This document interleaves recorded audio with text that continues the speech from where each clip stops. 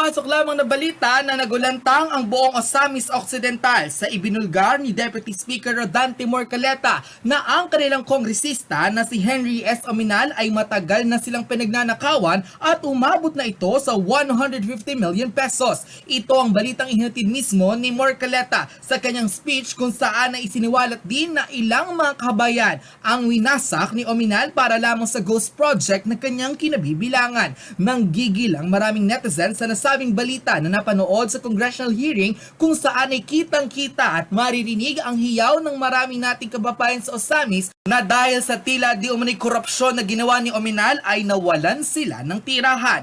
Muling panoorin ang nasabing viral hearing kung saan ay hindi napigilan ng maraming netizens na paulanan ng samot-saring mura si Oaminal matapos na isiwalat mismo ni Deputy Speaker Rodante Marcoleta ang milyones na korupsyon ni Oaminal at tila pagwasak sa mga tahanan ng ating mga kababayan. Narito ang full video.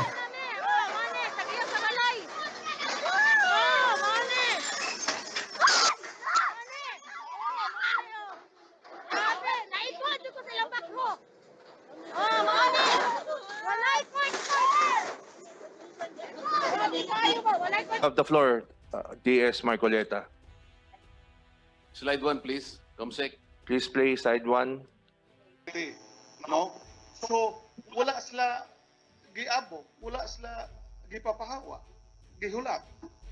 Under our expropriation law, no, which is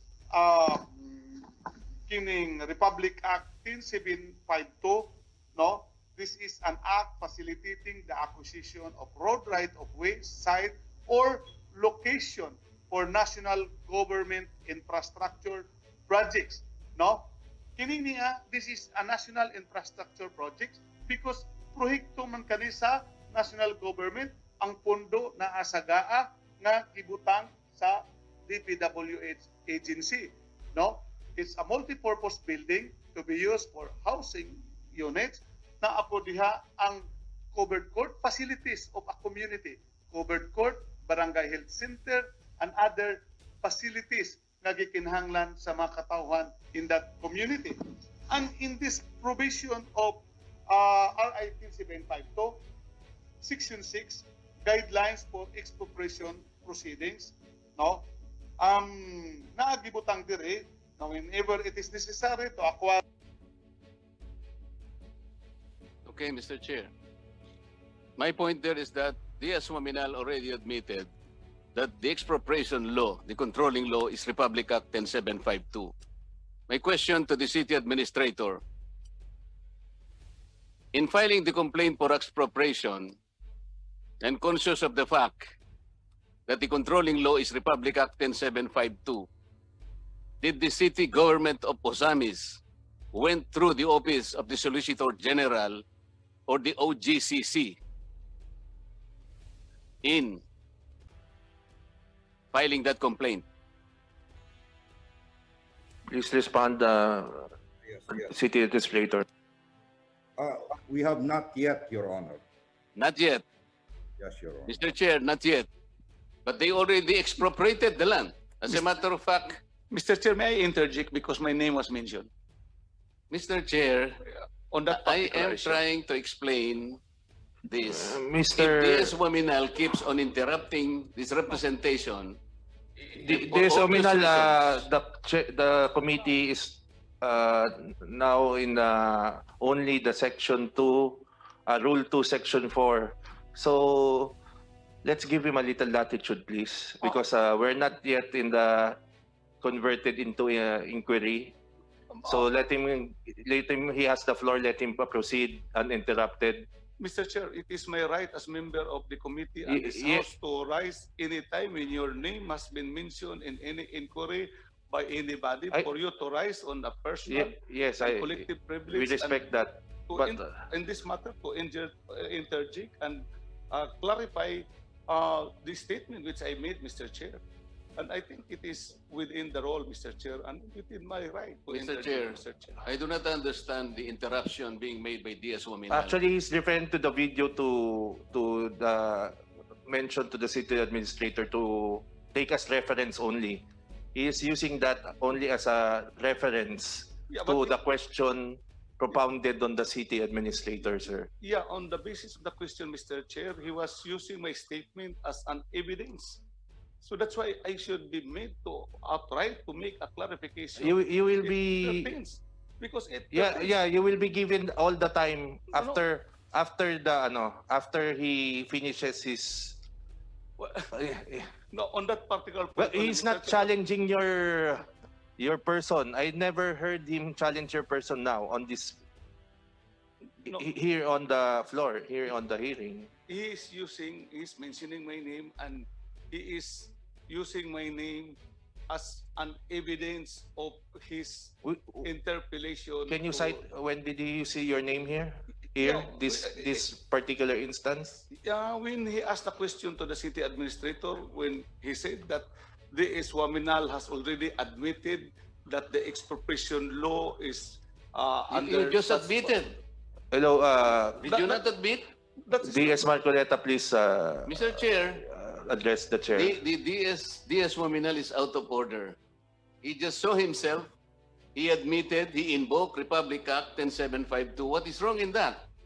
There's nothing wrong. He admitted. It's only a premise. That's why I'm asking the city administrator if they went through the office of the OGCC or the Solicitor General, because that is what is supposed to be the provision of law. Please avoid mentioning the name of DS Ominal in your, interpolations. Because he is interrupting me, Mr. Chair. I am not. I have no business mentioning his Yeah, name. please, His please. name has nothing to do with this. Yes, okay. He presented my press conference, Mr. Chair. So As a reference material, yeah, that's why I should be. He's referring. Ikaw yun. Yeah, that's why I should be hello, allowed to interject. Tinatanong kita, hindi I think the video is self-explanatory. If we debate the video, a 2-minute video with a 10-minute debate, we will not go to what we are finding Anyway, out Mr. here. Chair, I yield, but I am just I ordered that DS registering- Marcoleta avoid mentioning the name of DS Ominal just to propound questions on the resource persons. Thank you, Mr. Chair. Thank Anyway, you. Thank you. the city administrator already answered that they did not yet went through the office of either the OGCC or the Solicitor General. And then in his last answer, Mr. Chair, he said that the residents voluntarily vacated their residence. May I ask the COMSEC to please show slides 2, 3, and 4.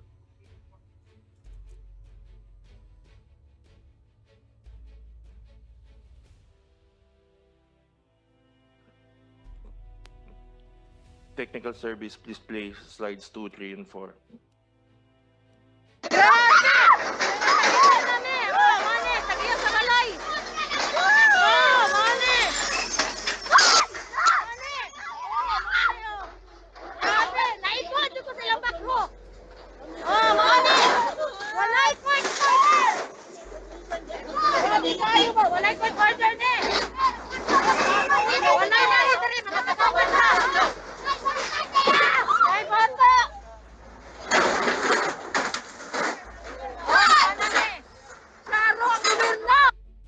Two, yan, two.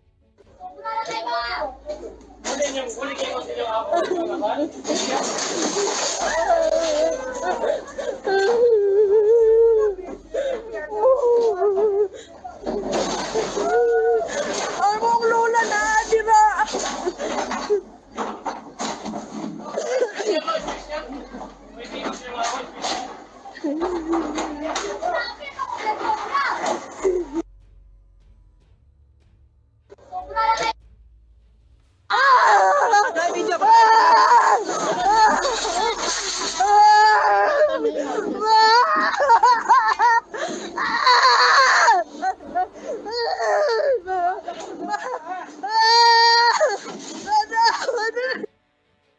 So Mr. Chair, yan po yung voluntary. Kayo na po ang maghusga, Mr. Chair, kung voluntary yun. City Administrator, did the writ of possession issued by the court miraculously turn into a title and covered all those lots? in the name of the city government?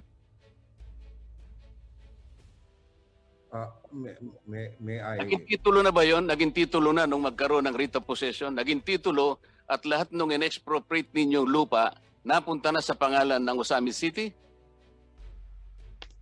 If your honor, please. No. Yes or no? Nung mag-issue ng writ of possession, na-convert na into a title, pagkatapos lahat ng mga lupa na yun napunta na sa pangalan ng city administrator, ng city government? Yes or no? No, your honor. Okay, no. Granting for argument that the action taken by the court is correct. Is possession synonymous to ownership? I know you are a lawyer. In Is effect, possession synonymous to ownership? in effect, your honor, for expropriation, yes. For purposes of expropriation. May I ask the opinion of the representative from the OCA, Supreme Court? Good morning, Your Honors. With respect to that question, usually when a writ of possession is issued, possession over the property is being given to the one who's expropriating it. But insofar as title or ownership in the meantime, that is not necessarily, it doesn't necessarily follow because they have to determine yet what is the Yes. compensation, the just compensation, Yes. final just compensation that the property owner is entitled to, Your Honor. Thank you. I think that is very clear. Hindi naman naging titulo kaagad yun eh. Pagkatapos, Mr. Chair, tinayo na kaagad yung building. So it is still a private land. As a matter of fact, the writ of possession is now being questioned. City Administrator, Mr. Chair, could I ask for who is the 1 minute contractor of recess, the Mr. first Chair? building? 1 minute suspension of the roll. Can I request for a 1 minute suspension of the roll? 1 minute suspension. On the process and the manner how the author is Okay. presenting evidence. Resume na tayo, resume. Yeah. Session resumed. Thank you, Mr. Chair. Mr. Chair, may I manifest my continuing objection for the record on the manner how the author is presenting or adjudicating evidence in support with his allegation, because as earlier stated, the persons invited, the government officials, are resource speakers. They are not witness. But the way how it is being done now, as if they are witness or adverse party of the case, which we have not yet determined who are the adverse party, because it is not yet determined who are the officers and employees who committed the alleged malfeasance, misfeasance. I and already malfeasance. enumerated the... Yes, I'm just putting it on record. Yeah, Mr. but you Chair. already told me about an hour ago to enumerate the offices or agencies that are alleged. So I did that already. Yes, Mr. Chair. I'm not. My point is in the way how the Okay, witness noted, is noted, adducing evidence in noted. support to his allegation. Yes, noted. Noted by the records. Okay. Mr. D.S. Marcoleta, Thank please you, Mr. proceed. Chair. City Administrator, in the Your Honor. demolition of the houses of the lot owners, did the court issue writ of demolitions? There was no demolition, Your Honor. Thank you. Thank you. Wala raw If Your Honor, may I be demolition, allowed to- Mr. Chair. Okay lang, sige. Who is the contractor of the first building? As far as I know, it is Alpha and Omega Construction, Your Honor. What about the second building? Mr. Chair, the resource speaker is incompetent to answer that. The right office will. Akala ko ba continuing objection ka na lang? That's why I am again. Do you want continuing- to proceed? No, Mr. Chair. My point, Mr. Chair, is that Please address the chair. Please address the chair. Do not directly engage each other. Mr. Chair, I'm addressing continuing objection to We will the chair, Mr. Chair. suspend this hearing for another date if you cannot control yourselves. I'm in a very cold manner, Mr. Chair. I'm raising only. I already ruled that we noted your objection. It's the same objection. No, another point, Mr. Chair. I Yes, said what is that point? the resource speaker, where the author has asked the question, is incompetent to answer. The right office to answer that is the DPWH, because it is on record that it is the DPWH that implements the project, Mr. Chair. Let's give him latitude. Let's propound those objections when we are in inquiry phase. Maybe in the next hearing, will be given the right to object in the line of questioning. This is just to let the members appreciate the evidence and the allegations. We cannot appreciate by having interruptions every 5 minutes, Mr. Honorable Deputy Speaker. We are not even in the inquiry phase. We are just, as you requested, we are in the preliminary determination. So let's give him latitude. How can one paint a painting if every 2 minutes somebody is throwing mud on the painting? That is what is happening now in analogy. That is what is happening now. So please give him. It's his style. The style is Marcoleta style. When it's Oaminal style, I will let you speak also, uninterrupted. Okay? Can we proceed, sir? Yes, Mr. Chair. I'm just raising my position on Noted, the way sir. how we're going on is not in accordance to what I interpret with the rules. Thank you very much, Mr. Thank you. Chair. Salamat po, Mr. Chair. Akala ko kasi kung mga court administrator para madali, kilala naman niya kung sino yung contractor. Napakasimpleng tanong lang eh. Oh, sabi niya, in building 1, Alpha and Omega. What about the second building, Mr. City Prosecutor, Mr. City Administrator? Kasi alam na sagot. Second building, It's Mindanao Rock, di ba? Construction, Your Honor. O, di ba? O what Mindanao about the cluster housing in Malaubang? That I'm not aware, Your Honor, because it Okay. is not. DPWH, hindi ba Alpha and Omega contractor din ito? Mr. Representative of DPWH Region 10 or District Engineering Office is answer. Who is the contractor of the Malauban project?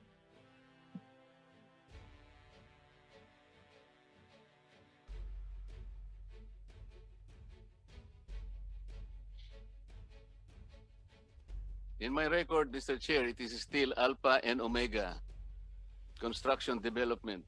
Please confirm, DPWH. Anybody in Zoom? They are well represented in Zoom. Please answer. Of the third project. Yeah, yes, sir. For the Malaubang project, it is Alpha and Omega General Contractor and Development Corporation. Thank you. Thank you po. Thank you. Question to Alpha and Omega contractor. I think he's at Zoom. Comsec. Alpha Omega representative, please answer the questions of the Marcoleta. Are you there? Yes, I'm here. Where is your headquarters located? We are located in Pasig City, Manila. In Pasig City. Yes, sir. How many heavy equipment did you transport from Luzon to Summit City? We rented from Oaminal City. Ano po yun? We rented. Oh, nagrenta. Sorry, we rented equipment from Oaminal City. Kanino po kayo nagrenta? Yung project. Sorry, can I include my project manager because I'm in Manila and he's the one on site, Yes. Mr. Alex Liam. Good morning po, Your Honor. Kanino kayo nagrenta ng heavy equipment?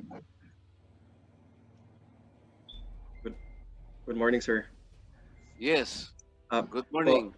Yes, Kanino sir. kayo nagrenta ng heavy equipment in constructing the first building in Osamis City? Nag-rent po tayo sa DL Enterprises po, Your Honor. Kanino po? Sa DL Enterprises po, sir.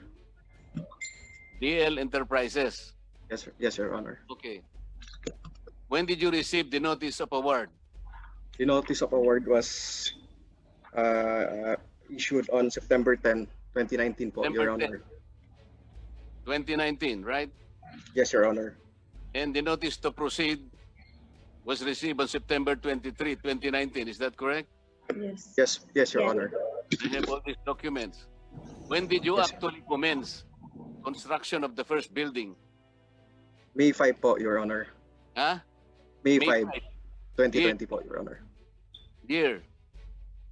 Po, sorry po. What year? 2020. Okay. The notice to proceed is September 23, 2019, and you actually commenced construction in May 2020. There is a delay of 8 months. Will you explain that? We were issued a suspension order on October 28, 2019 po, Your Honor. Why? Land Dahil di pa available ang area. Is that correct? Correct po, Your Honor. Okay. Because the city government is yet to file an expropriation complaint in January 18, 2020. You know that? Yes, Your Honor. Okay. Who is the project engineer dun sa Building 1? What is the name? Who will be answering that question po, Your Honor? Ano yon? Is that question to Alpha Omega po or to the Sino DPWH? yung project engineer ng Building 1 sa Lamaan? Si Engineer Jed Peñas of DPWH po, Your Honor. Did you get that? Engineer Jed Peñas po. Jet Peñas. Opo. Nakuha mo, Comsec. How did you prepare the location before the actual construction of the building took place?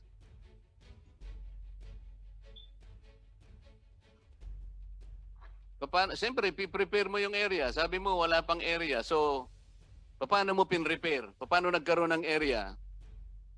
It was cleared before we were to How did you mobilize po. clear the area? Is it not that there are residents and the houses and dwellings of the residents were demolished? When we went there on Just another point of order, Mr. Chair.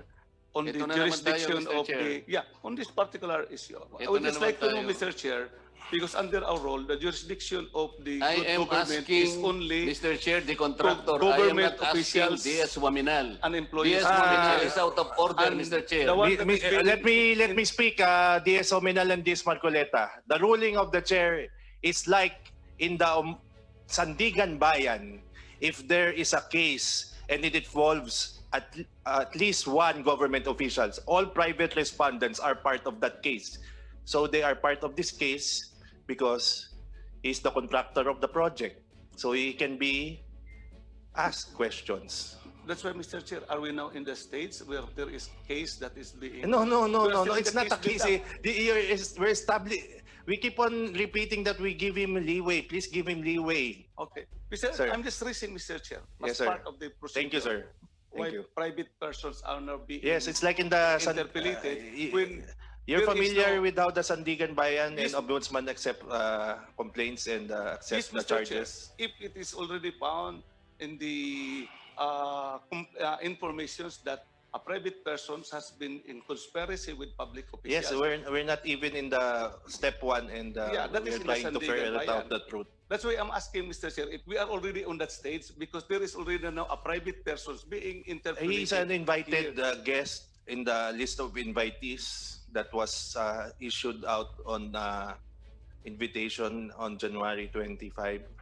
Okay, thank you very much, Thank Mr. you. Chair. I am just manifesting my Thank you. point. on that Noted. particular matter. Noted, sir. So, representative from Alpha Omega, Yes, Your Honor. please explain to us how you finally cleared the area. We were issued a notice to resume on May 4, 2020 po, Your Honor. So when we went back, You are not answering the question. How did you finally clear the area to make way for the construction? when we were in the area po, Your Honor, it was already Kaya cleared nga, po. you demolished the houses of the residents. Is that correct? No po, Your Honor. Okay. Hindi ba? Hindi po, hindi po. Eh, paano ka nakapagtayo? Eh, mayroong mga bahay doon. Pag-resume namin po, Your Honor, it was already cleared na po, Your Honor. Na-clear na lang. Biglang ang mga bahay biglang nawala, ganun ba 'yon? Hindi You naman did po, not Your know- Honor. You did not know that the residents were demolished, Mr. Contractor? Did you Hindi not po, know Your that? Honor. No. Did you No, not Your know Honor. that?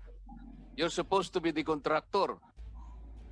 Kaya hindi ka makapag-proceed, kaya meron kang 8 months na delay dahil nga hindi pa ready yung area. Hindi mo alam kung paano naging ready? We were informed that they voluntarily demolished po, Your Honor. You were informed that they were voluntary demolished. Nakita mo ba yung showing kanina nung mga video clips? Hindi Is po, that site your namin yun, Your voluntary? Honor. Did you see the video clips? Yes, The Your training? Honor. You call that voluntary? Hindi po, site namin yun, Your Honor. I know, but is that voluntary? Kasi sinasabi mo voluntary, hindi mo pala alam ngayon, nagsasabi ka voluntary. Okay. Comsec.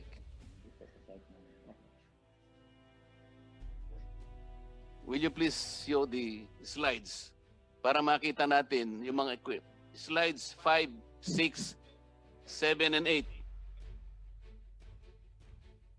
Technical service, please show slides 5, 6, 7, and 8.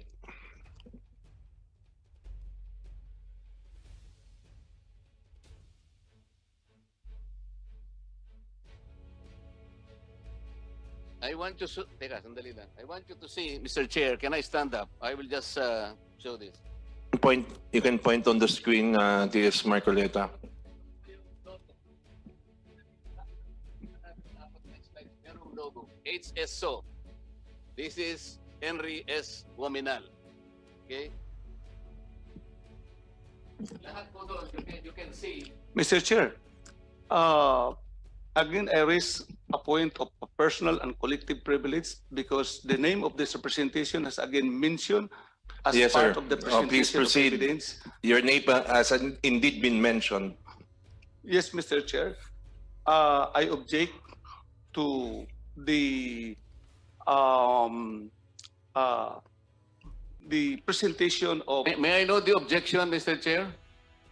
What is your What is your objection? what is your objection? I was about to state my objection, Mr. Chair, and I That's wasn't why. able. DS I Marcoleta, was let the interrupted. chair rule on the objection. What's your objection? My objection, Mr. Chair, is the presentation of DS Marcoleta on mentioning my name that on that particular initial that he is citing in his video presentation. So, Mr. Chair, may I know if the No, let's ask the resource person to explain what Yes. does HSO mean. You ask the contractor. what does the Mr. Chair, the No. contractor- That is my ruling that he asked the contractor. What does HSO mean? No, Mr. Chair, it is my name that has been mentioned. So it is not the contractor who could answer about this representation. No. About my I'm name. saying that he inferred.